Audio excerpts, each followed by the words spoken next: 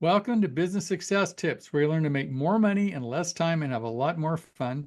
I'm your host, Paul Sanneman. I'm the founder of Contractor Staffing Source, and we help contractors build great teams. As my guests, I have Chris Jasinsky and Kyle. I'm going to try to get here Bobinski, right? Is that right? That's Am I right. You close? nailed it. There we go. So these guys, why don't you explain to the audience what you guys do? Sure. Our firm's JTW Advisors. We're an investment bank, and we service the home building, land development, building products, and building services industry. So we help firms raise capital, but the thrust of what we do is mergers and acquisitions advisory work, M&A work. So someone wants to buy another company in the industry or sell their company, they hire us, and we take them through that process from beginning to end. All right. So question. The people listening to this are a bunch of, I've got three groups. I've got like companies that are, like home builders, companies that are remodelers, and companies that are roofing companies and, painting companies in size from 2 million to probably 50 million. And so the question would be, first one, how big do you have to be to have your company actually worth selling? Is it 2 million, 10 million? Let's say you're a home builder. How big do you have to be to make your company even worth selling? Okay, Paul. So the answer is different for home builders versus building products and services. I'll answer home builders. Kyle will answer building product services.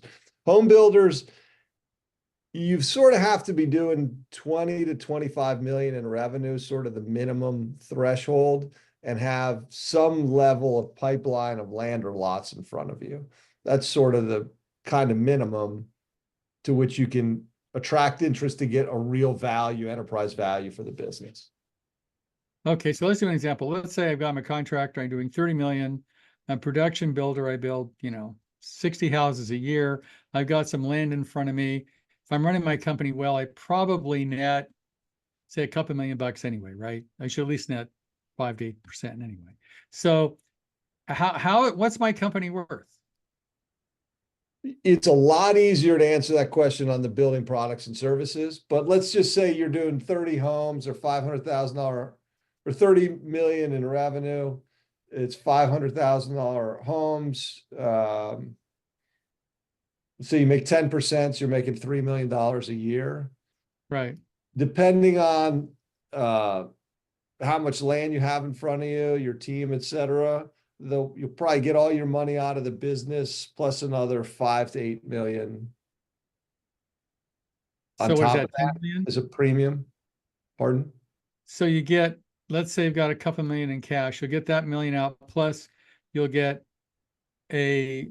like 3 times an ad or 4 times. Is that typical? There's multiple metrics. It's a lot easier to do this math on the building products and services. It's a little bit of art and science on the home building side, but it wouldn't be just your cash, because you probably have equity in the business that's above and beyond how much cash you have.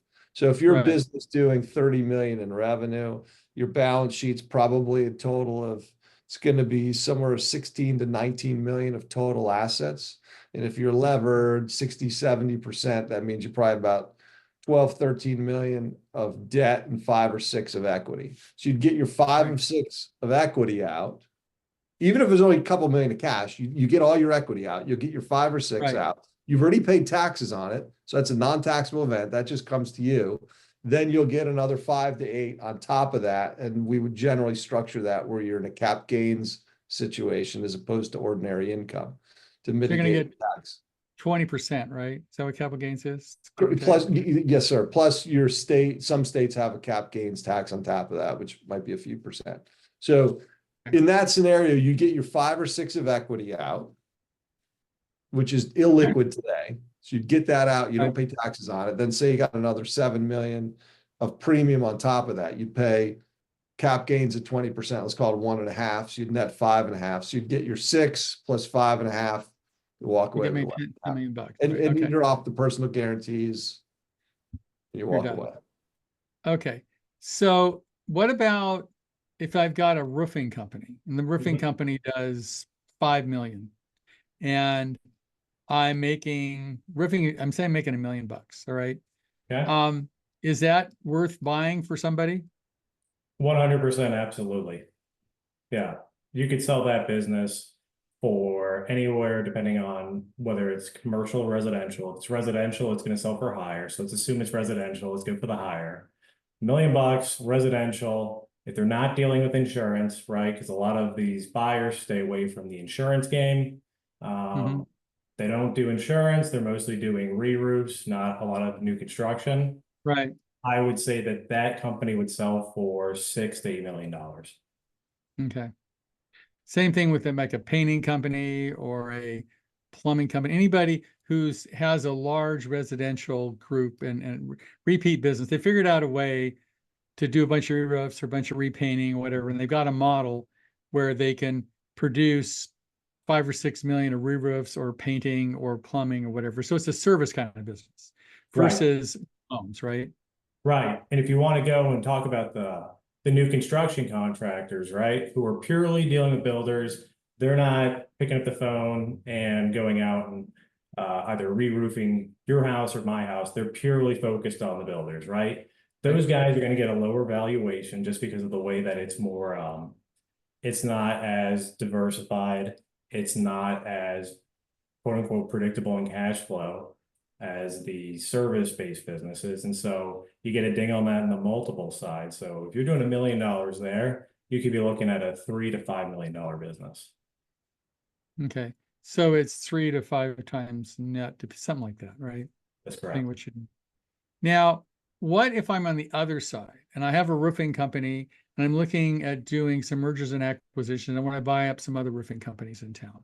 That Mhm. happens, right? So I'm in, I don't know, Kansas, and I've got one of the larger roofing companies in Kansas. There's a bunch of small companies around, mom and pop companies that are doing a couple million, Mhm. maybe.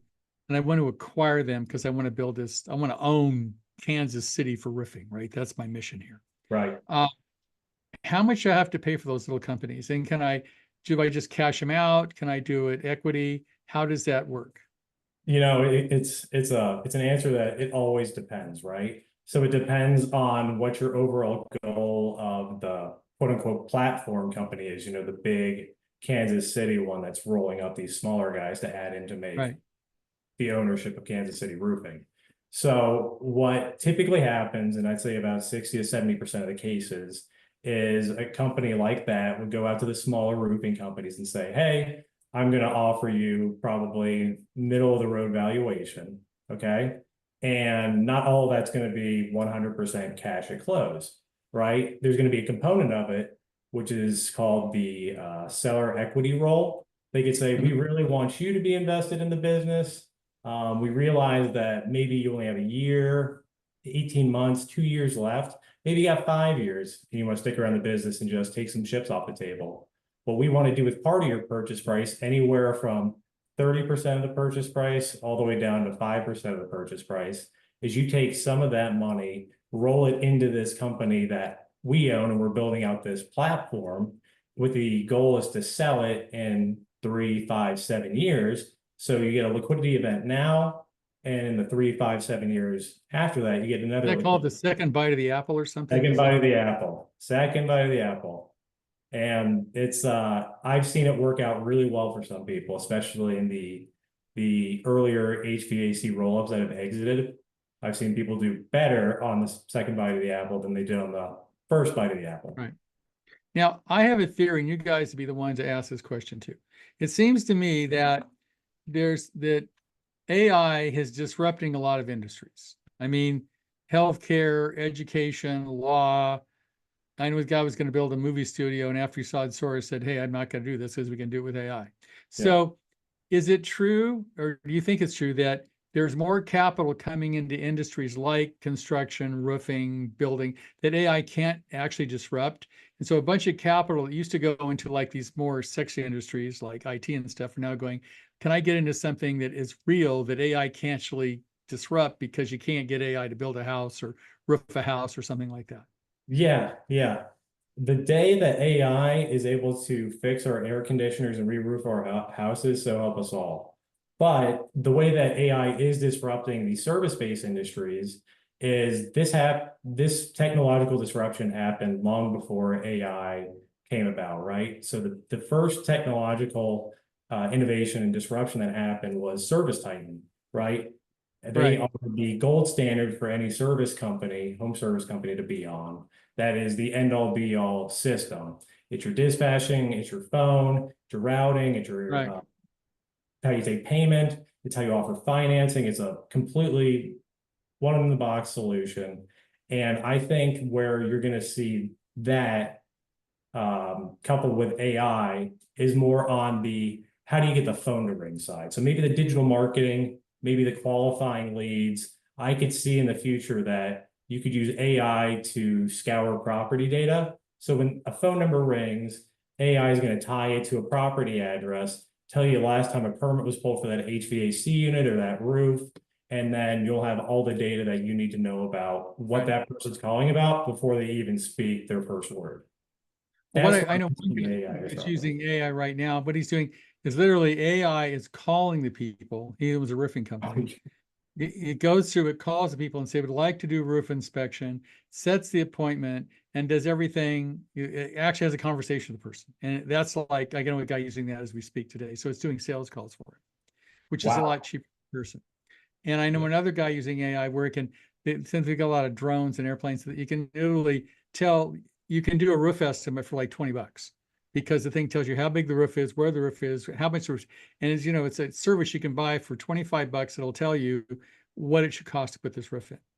So that's happening as we speak, right? So that's disrupting this industry. Yeah, Paul, I think you nailed it. AI is going to be able to help you grow your revenue. It's going to help you make you more profitable. But at the end of the day, a human being needs to go out there and do it for the foreseeable future, right? And the other part that I believe makes this industry so attractive to private equity firms, institutional investors, is it's still wildly fragmented. So whether you're talking about the home building industry, the building products, building services, even in the home building side, which is much more consolidated than say, okay, let's take roofing or HVAC. Even there, coming out of the great, going into the great financial crisis, the publicly traded home builders had less than 30% market share. Coming out, they were about 30%. They're almost, when you add the publicly traded and the foreign-owned, the Japanese and Canadian, you're at about 50%. But think about that. What other industry do you have over 20 companies? Most industries are oligopolies. You have 3-4 companies that have 70, 80, 90%. Like whether it's, Walmart or Home Depot or whether it's huge companies. Sure. So here you have the top 20, 25 still only have 50% of the market share. And then there's literally thousands of home builders. There's thousands of roofers. There's thousands of HVAC companies, painting companies. And so that's extremely attractive for the opportunity for someone to roll all that up, increase efficiencies. And AI is only going to accelerate that ability to increase efficiencies through top line revenue and bottom line profit.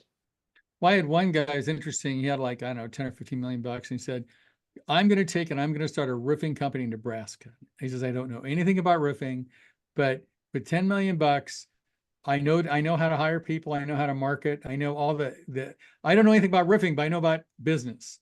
So I'm going to go in, I'm going to buy a bunch of little companies. If I don't, I'll just start my own and I'll own the roofing business in Nebraska in, 4 years because I understand business and they don't.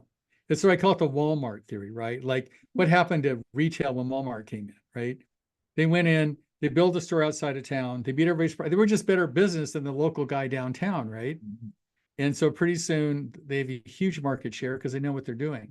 And I can see this happening there's like a fragmented industry, which is most of our clients, we've got 300 clients and most of them are between 1 million and 10 million, right?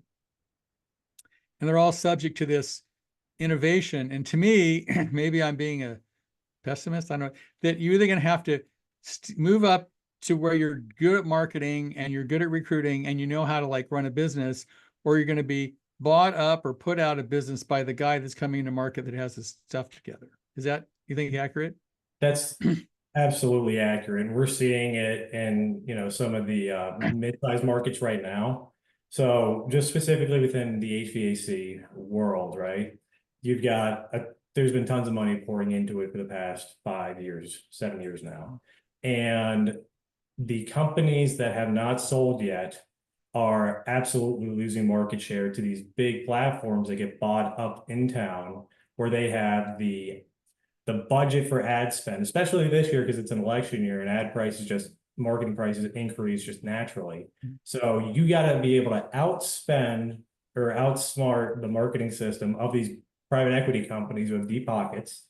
And you also have to be, I don't know how you do this, but you have to have a better structure with your suppliers and your agreements to where you're offering a lower price point or a higher price point, getting better margins than the private equity companies get. And I've heard some of the deals that the private equity companies get with their HVAC equipment suppliers. And I don't know how any family-owned Well, business. it's sort of like you're not competing against Walmart when it comes to what you pay for stuff, right? It's not going to happen. Exactly. You're not going to compete against Costco because Costco, everything's on consignment. They have to pay for anything, and they don't pay for it until after it sells. Yeah. So I think it's really important that this fractionalized industry, in my opinion, gets on board and just, don't put their head in the sand and say, look, I've really got to learn how to use technology to build my company so I can be acquired by somebody or do something, because the whole idea of wait till the phone rings and do a good job is not going to be around 10 years from now. No. And we're starting to see that happening right now. There's a lot of guys, at least in the Florida market, that are struggling with that today. Well, the thing is the ad spend. I mean, pay per click. If somebody comes in and has got $1 million in cash and the pay per click is down, instead of, $20, it's $200, you're going to be outspent. Yeah. Right. Yeah. Exactly. So, or the dollars go further, right? So if you have a certain budget, they're just going to drive more revenue through that budget, right? So let's take a home builder, any market. So home builders are trying to get the big builders are trying to get as deep as they can in a market, as much revenue as possible. So typical builder is going to spend 1% of their revenue on advertising and marketing. Now, the big guys are spending less, but let's take a market like Minneapolis. Lennar does $850 million in revenue there. Their dollar goes they're going to touch almost anyone who's looking for a home in that market. Well, the other advantage is I bought D.R. Horton home because I happened to be in Palm Springs, personal story. It was a couple years ago, I bought a 3,600 square foot home that had 6 bedrooms, 4 baths, all in for like $500,000. Wow. You know what I mean? Because you can't compete with these guys the way they're building houses, because they take way less margin. They're way more efficient. And the small guy just gets killed because he doesn't have the same buying power and can't take the same margins as like a D.R. Horton or Lennar or somebody and still make money. Yeah, D.R. Horton built 90,000 homes last year. So if you're trying to buy faucets from, I don't know if they're Moen or Delta or Kohler, but say you're buying Moen faucets and they're buying Moen faucets, they bought 90,000 houses worth of them last year. They got a better price than you did, right? I mean, they're just also more efficient, right? So they've built these plans so many times. They're engineered efficiently. If you go to typical D.R. Horton job site, whereas a lot of smaller builders, they'll have the full size, trash bin out front, right? Massive trailer. D.R. Horton has these little 6x6 wooden boxes. There's almost nothing in it. There's like a couple tissues in there, right? There's very little waste. And those efficiencies are accruing both at the builder level and the building products and services level from scale. So let's say one of the options we did sell out to like D.R. Horton or somebody like that. Are they buying smaller companies? Yes, so we could break it down. I'll talk about builder, Kyle will talk about building product services. The universe of buyers on the home building side's never been bigger. So 10 years ago was the public builders. Today there's 4 very active Japanese buyers, Canadian buyers, some other Asian buyers, a couple private equity firms, and then it's just the market's been so strong that a lot of private builders are also looking to buy. And because the market's been so strong, the home building industry's never had stronger balance sheets, and builders have never had more cash as an industry. So the universe is bigger. Of course, there's more demand, then prices and valuations go up. So It's absolutely still a seller's market on the home building and land development side. And what about on the like HVAC and plumbing? And it's still a good seller's market. I mean, as people are trying to consolidate. It's never been better. It's incredible the amount of dry powder that's out there through private equity funds and vehicles that is getting pumped into the home services space specifically. And there's also a great deal of capital that is going after those subcontractors for builders as well. So on both fronts, it's still a seller's market. And I would say that, you know, if there's somebody listening who has a business, a service-based business that's, you know, not doing $1 million in net profit, doesn't matter. Private equity has gone way down and is looking at deals that are 400K net, 500K net. In fact, I have a client and they did about 1.3 million in revenue, and I sold them for over 2 times revenue. Not net profit. Revenue, not net, 2 times revenue. Wow, that's amazing. Revenue. Yeah. Wow. So now if I have a company, I'm trying to time it here. Let's take both sides. Let's take, now I assume remodelers, that doesn't count because no one's by remodeling company, right? Oh, people want to buy remodelers. Yeah. Yeah. Really? Oh, because that's such a fractionalized industry that nobody, in my history, nobody wanted to buy remodeler because it's so fractionalized. If you swing a hammer or carry a torch, I'll sell your company. Really? Yeah, absolutely. Okay, so even the small guys, to me, a small guy is doing 2 million, netting maybe $500,000, and he's figuring out, do I retire? How do I retire? How do I get out? I mean, that's a big question. And for a long time, it was considered that maybe it's because I've been involved in too many divorces with clients. They've been trying to prove their company's worth nothing. Without me, it is nothing, right? Yeah. So when the attorneys come out, they go, look, I know it does 2 million a year, makes it $500,000, but it's not worth anything without me. That's not true anymore, right? No, that's not true. That's not true. And if he's saying that right now, what I would say to that individual, I would say, why is it not worth everything without you? Do you not have the structure that you put in place that if you get hit by a bus, the company would cease to exist? Like the payables wouldn't get paid, the builders only call your cell phone, or the customers only call your cell phone. Like, surely that can't be 100% true. And if it's not 100% true, even if it is, let's start working towards a way to where we mitigate that, maybe by bringing in a general manager and you're the owner. That's typically what you see. You have the owner of these small companies be the general manager, the sales manager, the service manager. It's like, at the very least, putting some general manager capabilities. So you could prepare yourself for sale. Also, maybe by using normal like software, like a Service Master or something. So you buy standard software that you know works. Yes. And you build your business on that software. So it's like Service Masters. I mean, it has, whether it's Builder Trend, you know, Job Trend, it works effectively. The whole system runs on a standard software platform that people can adopt and use. And it's standard. It's not anything weird, right? So I would say that would be great. But if you're that size company, chances are trying to go through the integration of that is going to be very taxing on your business, and you're definitely going to feel it in the business operations. And so if you're trying to run towards an exit, don't do the integration. Keep doing the system that you have right now and let the experts do the integration. I'll make sure you don't get digged on value for that. Okay. So people listening to this podcast, I guess the question would be, let's take your service business. How big do you have to be to make it worth giving you a phone call?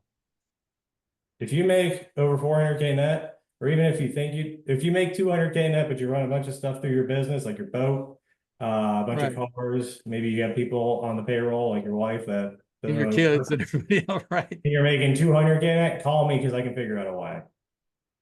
Okay. And so the same thing, if you're a home builder and you're doing 20 million, even if it's doing custom homes and that kind of thing, it's worth giving you guys a call. Custom homes is difficult. There's a smaller market for custom homes. Okay, it's good to know. Few buyers out there, but it's limited. Yeah, I mean, give us a call. We'll be able to assess it. We'll spend some time with you and assess it. So, but at 20 million, absolutely give us a call. And even if you're not we'll be able to give you assessment what the business is worth and what the demand would look like. But we do this all the time. Someone's on a path. They're growing the business. And so they may not be ready today. They may be ready today, but the market's not ready for them. So we say, hey, listen, here's what you need to do. You need to do X, Y, and Z, and you'll be ready in 12, 24 months, whatever. So you can help. Or maybe they're not ready. They want to sell in a year or two. So you can help prepare them for sale, right? We do that all the time. A lot of our customers, we've worked with 2, 3, 4 years before we take them to market, because they're not ready. The business isn't ready. And we help them, we coach them through the steps they need to make the business more profitable. So they're spending their time, energy, and capital in ways that's going to increase value at the exit. So if you don't have an exit strategy, but you're worried about not having one, obviously the phone call to you guys, it makes sense, right? Because you can say, well, I want to exit in 5 years. I'm not sure how to do it. Maybe in long or 3 years. I'm doing okay. I'm 65. I'm not sure when I do this 70. And I'm looking at a way out. And I don't want to just, because I've had some builders that literally just lock the door and walk because they didn't know what to do, right? They just they said, okay, I give up. They, just shut the business down because they didn't know they had an alternative. Yeah, I would say that anybody that thinks that they just have to, lock the building, put the keys on the dash and walk away. Before you do any of that, I don't care how big your business is, call me. Okay. There's a different way. So anybody that has any kind of service business or construction business, because everybody listening to this is in the construction industry, otherwise it wouldn't listen to it. Yeah. So anybody like that could give you a call and you can say, okay, if you want, basically develop an exit strategy, right? Yep. Exactly. And now, what do you charge to do that? Is it like the first phone call is free, or how does that work? I'm just curious. Yeah, I'm not going to charge you anything. But what I'm going to do is I'm going to give you a no BS answer. I'm going to shoot you straight, and I'm going to give you a range on what your company could do and what in the market, and what an exit path could be for you if you go down a certain path. And what I would expect from that is, once you get to a certain point, is the courtesy of giving me a call and letting me engage you on the sell side to sell your company. And so how did I get in touch with you? You can get in touch with me by going to jtwadvisors.com, emailing me at kyle@jtwadvisors.com. Okay, well, go ahead. Yeah, I'm Chris at jtwadvisors.com. So anybody that doesn't have an exit strategy or questions their exit strategy, I would give these guys a call because they sound like the right people to talk to. Yeah. Even if you just have a dumb question on, do I upgrade to ServiceTitan from House Call Pro, something like that, I'll answer it. I love talking about this stuff. So okay. I'll answer it. Guys, I really appreciate you being here. And if I would give these guys a call, it's just like a no-brainer. Thanks. I appreciate it. Paul, thank you for your time. Thank you, sir.